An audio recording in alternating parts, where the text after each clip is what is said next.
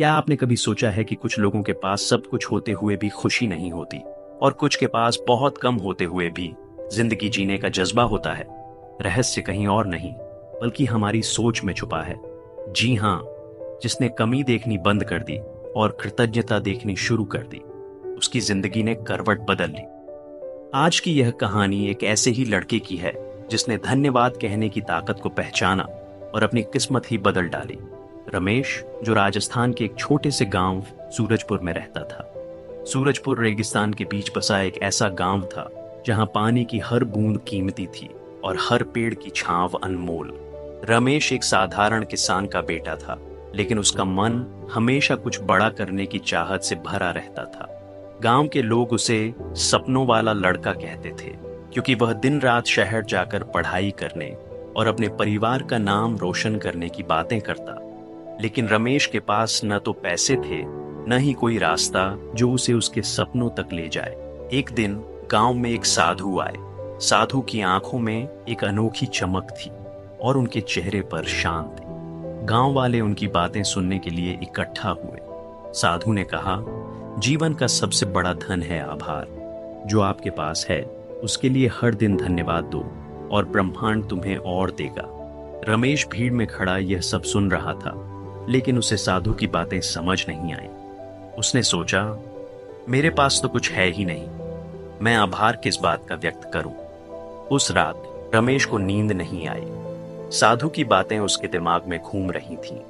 कितनी बार हम भी रमेश की तरह सोचते हैं कि हमारे पास कुछ खास नहीं है, पर सच तो ये है कि सांस लेने का हर पल, दिल की हर धड़कन और आसपास बिखरे प्यार के छोटे छोटे पल, ये सब मिलकर ही तो जीवन की सच्ची दौलत बनाते हैं। समस्या ये नहीं कि हमारे पास कुछ नहीं है, समस्या ये है कि हम उन चीजों को कुछ खास समझना भूल जाते हैं जो वाकई अनमोल ने फैसला किया कि वह अगली सुबह साधु से मिलेगा। सुबह होते ही वह साधु के पास पहुंचा, जो एक पुराने बरगद के पेड़ के नीचे ध्यान कर रहे थे। रमेश ने झिझकते हुए पूछा, बाबा, मेरे पास तो न खेत है, न पैसा, न कोई रास्ता। मैं आभार किसका करूं? मेरी जिंदगी में तो सिर्फ मुश्किलें हैं। साधु ने मुस्कुराते हुए कहा, रमेश, आभार की शक्ति को समझने के लिए तुम्हें 3 काम करने होंगे। पहला, हर सुबह सूरज को देखकर धन्यवाद देना कि तुम जीवित हो। दूसरा, हर दिन किसी एक इंसान की मदद करना बिना किसी अपेक्षा के। और तीसरा, हर रात सोने से पहले अपने दिन की एक ऐसी चीज याद करना जिसके लिए तुम आभारी हो। ये तीनों काम 30 दिन तक करो और फिर मुझसे मिलना। रमेश को साधु की बातें अजीब लगीं, लेकिन उसने सोचा कि कोशिश करने में क्या हर्ज है। अगले दिन से उसने साधु के कहे अनुसार काम शुरू किया। हर सुबह वह अपने झोपड़े की छत पर चढ़ता और सूरज की पहली किरण को देखकर कहता, धन्यवाद कि मैं आज जीवित हूं और एक नया दिन देख रहा हूं। शुरू में उसे यह सब बेमानी लगता, लेकिन धीरे धीरे उसे सूरज की गर्मी में एक अजीब सी ताकत महसूस होने लगी। दूसरा काम था किसी की मदद करना। रमेश ने देखा कि गांव में एक बूढ़ी अम्मा मंगलाबाई जो अकेली रहती थीं, उनके लिए पानी लाना मुश्किल था। रमेश ने हर दिन उनके लिए कुएं से पानी लाना शुरू किया। मंगलाबाई उसे दुआएं देती और रमेश के मन को एक अनजानी खुशी मिलती। उसने गांव के बच्चों को पढ़ाना भी शुरू किया जो स्कूल नहीं जा पाते थे।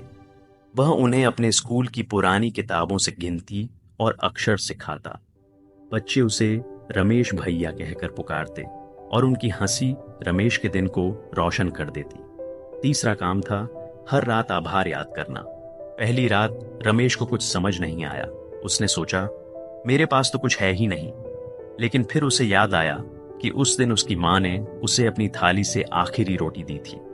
उसने आंखें बंद कीं और कहा, माँ के प्यार के लिए धन्यवाद। हर रात वह कुछ न कुछ ढूंढ लेता, कभी गांव के तालाब की ठंडी हवा, कभी दोस्तों की हंसी, कभी मंगलाबाई की दुआ। 30 दिन बाद रमेश साधु के पास लौटा। इस बार उसकी आंखों में एक नई चमक थी। साधु ने पूछा, बताओ रमेश, क्या बदला? रमेश ने कहा, बाबा, मुझे अब लगता है कि मेरे पास बहुत कुछ है। मेरे पास माँ का प्यार, गांव वालों का साथ और मेरे सपनों की ताकत। मात्र 30 दिन, बस इतना ही समय चाहिए था। रमेश को अपनी जिंदगी को नई दिशा देने के लिए। और सच तो यह है कि हर किसी के पास यह मौका होता है। आज आप भी यह फैसला कर सकते हैं कि अगले 30 दिन आपकी जिंदगी के सबसे बेहतरीन दिन बनने वाले हैं। बस शुरुआत करने की देर है। रमेश ने कहा, अब मैं अपनी मुश्किलों से नहीं डरता, क्योंकि मुझे यकीन है कि मैं कुछ कर सकता हूं। साधु ने मुस्कुराकर कहा, यही है आभार की शक्ति। जब तुम आभारी होते हो, तुम्हारा मन डर और कमी से ऊपर उठ जाता है। तुम्हें वो रास्ते दिखते हैं जो पहले छिपे थे। रमेश की जिंदगी धीरे धीरे बदलने लगी। गांव के स्कूल के मास्टर ने उसकी मेहनत देखी और उसे जयपुर के कॉलेज में दाखिले के लिए सिफारिश की। मंगलाबाई और गांव वालों ने मिलकर रमेश के लिए कुछ पैसे इकट्ठा किए ताकि वह अपनी पढ़ाई शुरू कर सके। रमेश ने जयपुर में जी जान से पढ़ाई की और एक दिन वह अपने गांव का पहला इंजीनियर बना। उसने सूरजपुर में एक छोटा सा स्कूल खोला जहां गांव के बच्चे मुफ्त में पढ़ सकें। हर सुबह वह आज भी सूरज को देखकर धन्यवाद देता और हर रात वह अपने गांव, अपनी माँ और उन 30 दिनों के लिए आभार व्यक्त करता जिन्होंने उसकी जिंदगी बदल दी। दोस्तों, रमेश की कहानी सिर्फ एक कहानी नहीं, बल्कि हम सभी के लिए एक सबक है। जिंदगी हमें वही देती है जो हम देखते हैं। अगर आप कमी देखोगे तो कमी ही मिलेगी, लेकिन अगर आप आभार देखोगे तो जिंदगी आपको इतना कुछ देगी कि आप गिन नहीं पाओगे। तो आज से ही ये वादा करें, हर सुबह उठकर धन्यवाद दें कि आप जीवित हैं। किसी की मदद करें बिना किसी स्वार्थ के। रात को सोने से पहले आज के दिन की एक अच्छी बात याद करें। यकीन मानिए, सिर्फ 30 दिन में आपकी जिंदगी बदल जाएगी, क्योंकि जब आप आभारी होते हैं तो ब्रह्मांड आपको और देने के लिए तैयार हो जाता है।